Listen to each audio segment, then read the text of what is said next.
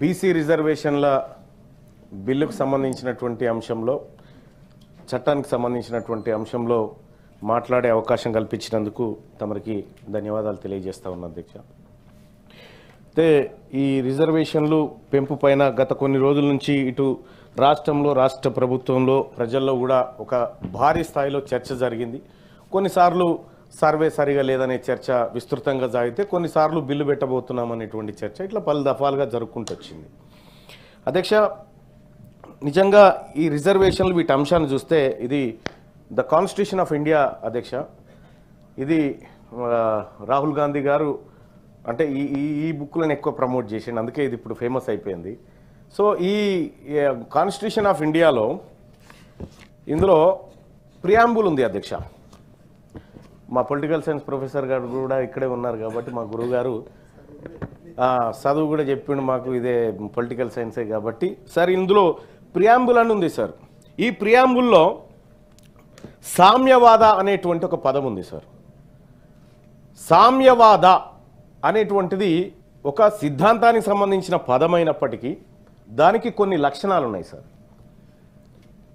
ఆ లక్షణాల్లో ప్రధానమైనది సామ్యవాద అంటే దాని లక్షణాల్లో ప్రధానమైనది అందరికీ సమానమైన అవకాశాలు హక్కులు దక్కాలి అనేది ఆ లక్షణాల్లో గోచరిస్తుంది. ఆర్థికపరమైన రాజకీయపరమైన అన్ని అవకాశాలు సమానంగా దక్కాలనేది దాంట్లో గోచరిస్తుంది అధ్యక్ష.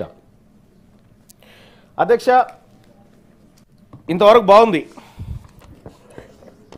భారత రాజ్యాంగం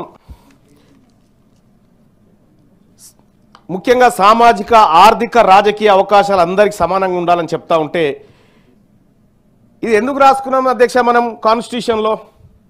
ఈ దేశంలో ప్రజలందరికీ సమాన అవకాశాలు లేవు, సామాజికంగా ఆర్థికంగా రాజకీయంగా వెనుకబడిన వాళ్ళు మరియు అప్పర్ కాస్ట్ అందరి మధ్య వ్యత్యాసాలు ఉన్నాయనేటువంటి కారణం చేత ఆ పదాలన్నీ తెచ్చుకొని మనం ప్రియాంబుల్లో పెట్టుకున్నాం భారత రాజ్యాంగంలో.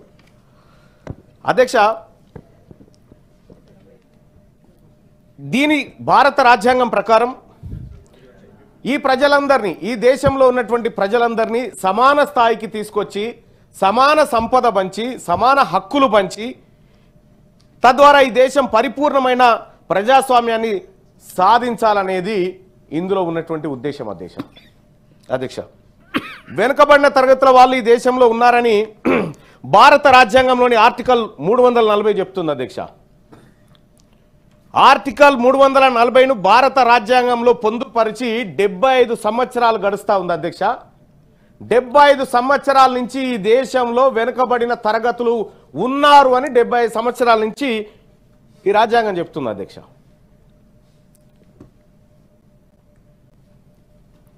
అంటే ఇంకా ఈ దేశంలో ప్రజలందరూ ఒకేలాగా లేరు, అసమానత్వంతోనే ఉన్నారనేటువంటి మాట ఆర్టికల్ 340 ద్వారా మనకు అర్థమవుతుంది అధ్యక్ష. క్యూ న్యూస్లో పనిచేయటకు వీడియో ఎడిటింగ్ మరియు ఎస్ఈఓలో అనుభవం గల జూనియర్ ఎడిటర్స్ కావాలను సంప్రదించవలసిన నెంబర్ 8688926084.